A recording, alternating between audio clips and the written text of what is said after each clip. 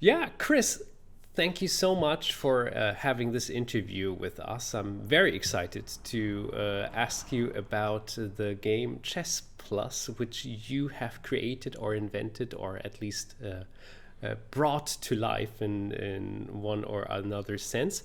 But before we go into the game, tell us a little bit about yourself, who you are, where you're from, what you have done, all that stuff. Okay, so um, not that much of an easy question. So I'll give you the basic outline. Good. So let's see. I've actually got a couple of degrees. I've got a maths computing degree, so a science degree. I've also got a fine arts degree as well, painting and drawing. So I've got kind of like a logical thinking, but I like being creative as well. I've done like built some properties. My parents are both architects. My mother's Danish, father's Australian. I've run a yoga center for 6 years. I've done yoga for the last 25 to 30 years now, and ran a cafe. Made a lot of really nice coffees. Like very much making coffee, which is a bit contradictory to the yoga, but life changes sometimes. And got three grown-up daughters, and I think that's kind of probably a few other things, but that's pretty much me, most of me in a nutshell. Other than childhood experiences that linger on into adult experiences, that's like another page. But we'll keep it to the basics for now, without getting too complex. My Um, lord. so I've done a few kind of different things. I've always enjoyed sports, like played golf, did a lot of skiing, do a lot of surfing now, and practice yoga.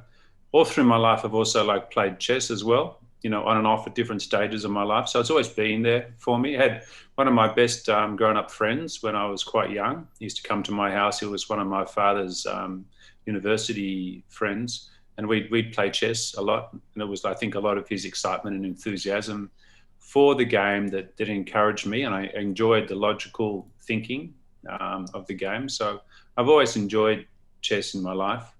And then, of course, when my children came along, introduced them to the game as well. So, yeah, that's kind of like me in somewhat of a nutshell, a bit complicated and diverse, and still kind of finding my feet, having fun, learning new things and being challenged. And yes. My goodness, I had no idea. You are a potpourri of different things in life. Like you have been experiencing a lot, it seems. And yeah, and one of the things was also, of course, that you made this chess-based game called Chess Plus. And how I discovered it first is quite interesting because I was promoting my own card game, which I made on the Spiel Digital, which is the greatest or the biggest board game fair in the world. Now, Yeah. this year, for obvious reasons, it was online, but Toby, one of your promoters or helpers, or the person who is actually also responsible that it even was taking place or part at the Spiel Digital, he approached me on the first day, and I didn't even know who he was, but I saw Chess Plus, so I thought like, that's curious that somebody's called Chess Plus and is approaching me, and he had no idea who I was, of course, so he didn't know I was working with ChessBase. So we were talking about like, why are you called Chess Plus? So I discovered this game in the end, and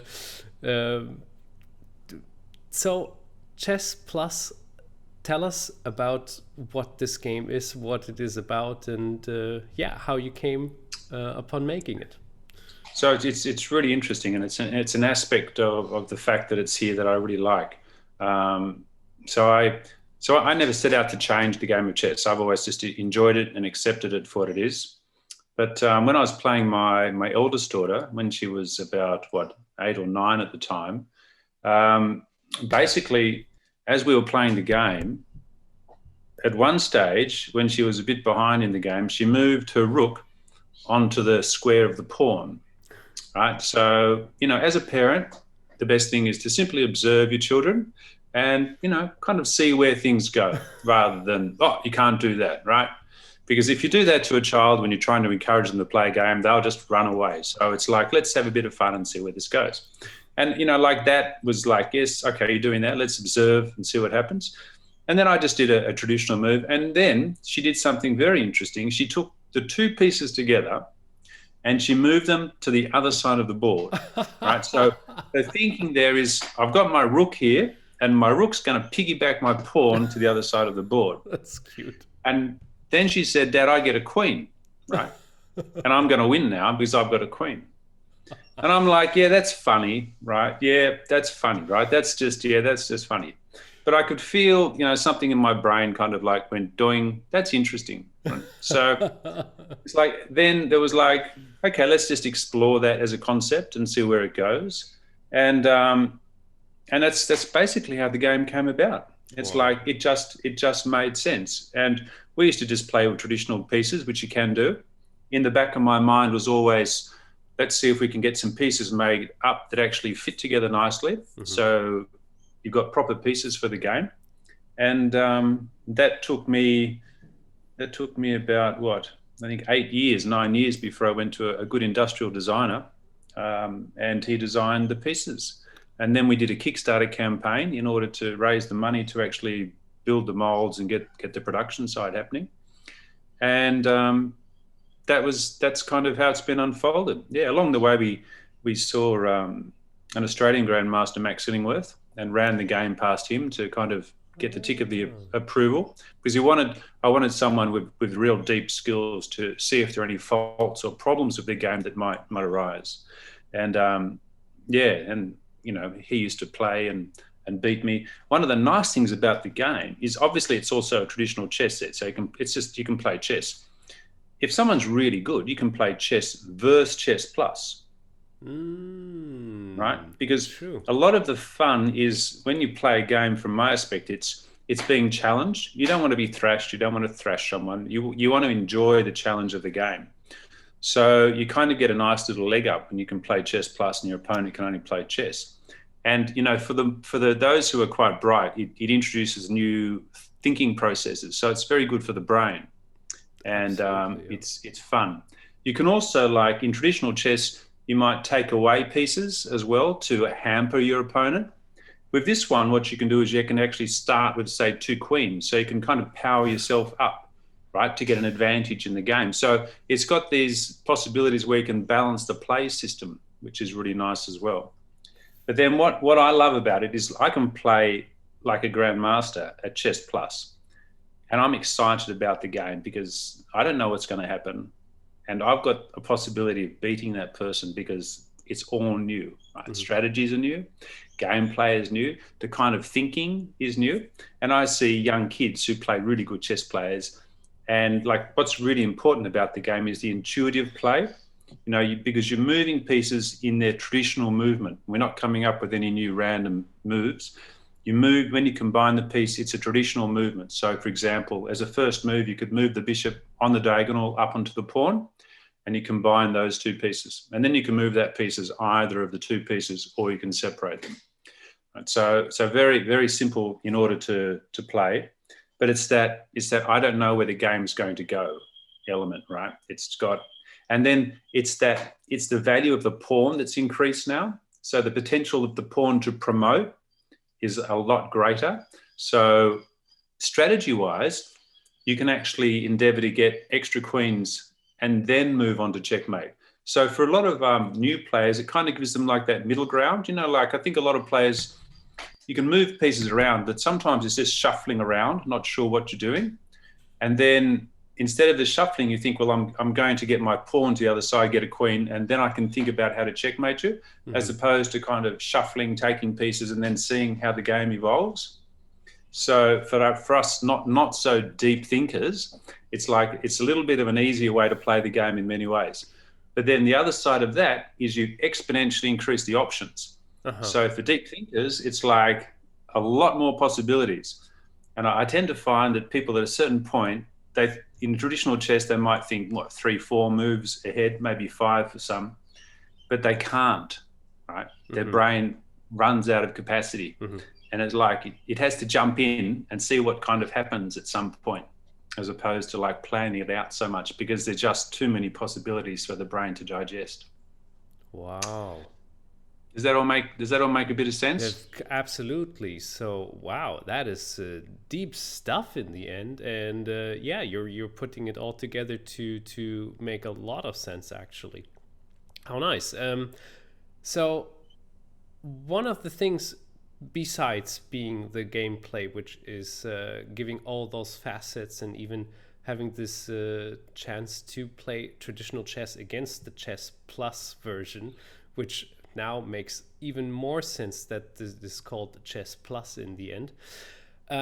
It's the stunning beauty of the game, in my opinion. So it looks as if a designer has worked on it in a lot of ways. Who was working on the design, or how did you come up with making it like such a beautiful game? Yep. So the design. So like as I mentioned, my parents are both architects. So and my background, I don't know a lot about how to get these things done. So I went to Dad. I said, Dad, what do I do? I want to design these pieces. What do I do? Because I could go downstairs and I could start shaving into things, but honestly, it would be a mess and I'd still be down there. So Dad said, well, what you need is an industrial designer.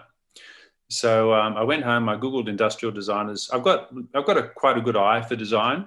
So and I came across a group called Nielsen Design. Nielsen has some Danish origins as well. It's quite nice, and that's why the design is very nice, because it does have like a Scandinavian influence to it.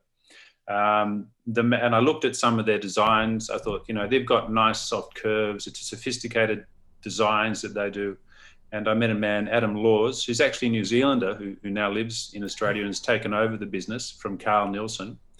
And he basically came up with the design. Yeah. And he's actually like the agency is one of Sydney's top industrial design companies. I didn't know that at the time, but they're really a very significant design company. They've won quite a few awards. We actually picked up a Good Design Award for this at the Sydney Opera House, presented by, I think it's not Jornutsen, but Jarnutsen, the son of Jornutsen, who designed the Opera House. So there's quite a nice like Danish like design link through the whole process, because my mother's Danish. So, it's got this. It kind of came together in a nice way. Yeah. Indeed. And now that you're mentioning the opera house, there is a hint of similarity in the chess pieces to Yeah. those opera house design, in my opinion. Like a little bit it flows into this. Now, this is the first time I'm even thinking about this. Now, that's amazing. Um, Let me ask one more time about you mentioned Max Illingworth, title player from Australia, a strong player. Yep. And Yep. he was play testing the game, and I even saw a video of him showing how to checkmate the king with only the queen combined as the knight. That's Like, right. I mean, it takes a long time to come up with things like this, but in the end, so you met him and he was playtesting it. What was his opinion about Chess He, Plus? he really likes the game. His parents really like the game as well. He's been very enthusiastic about the game, and he kind of says like magic happens when you play Chess Plus. It's just exciting to play. Yes. Yeah, he really enjoys it, and I've had a lot of good games with him.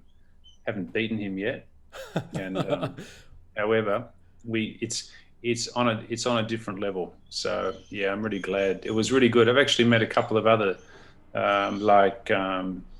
let's see, Dijana. What was her name? One of the women international masters as well. She's got one of the sets. We've been to the Chess Forum over in New York, and the guys there really liked the game. They bought like a bundle of sets, and a couple of others along the way. We get different responses from different people. Mm-hmm. It's quite interesting. There's a lot of diversity amongst chess players. We've found. We certainly the children love it, right? Because I think it's interesting because it does a few things. If you know a lot of traditional chess and you've studied the openings, then it's a bit of a challenge because this is new. Now, if you enjoy a challenge, like you like new discoveries and you like being creative and experiencing things in a different way, this is wonderful, because it's a whole kind of new dimension of the traditional game of chess that's been opened up, that's just there to be explored. I mean, like I would love, I haven't had the opportunity yet, but I'd love to watch. I've seen some good players play the game, but I haven't seen a couple of really highly rated play. But to watch the way that they would create new openings, what to do, the value of the different pieces. There's so much richness in it. For example, you've got your traditional queen, right? And just the way they're designed from behind there is very nice, right? So it's a very sophisticated design. So when they fit together, they just fit together very nicely. And there's a lot of, I could talk about the design in many ways. There's a lot of complexity to the design. It seems very simple, but that's just a reflection of how complex it was to make it very simple. So if you take the queen, if you put like your rook and your bishop together, obviously that can now move like a queen. The snap. Beautiful. However, it's interesting because although it can move like a queen, you've got a question, is that worth the same as a queen? Because although they can both do the same thing, this piece can combine with another piece. So it's got the potential to move in a different way to the way this one here can.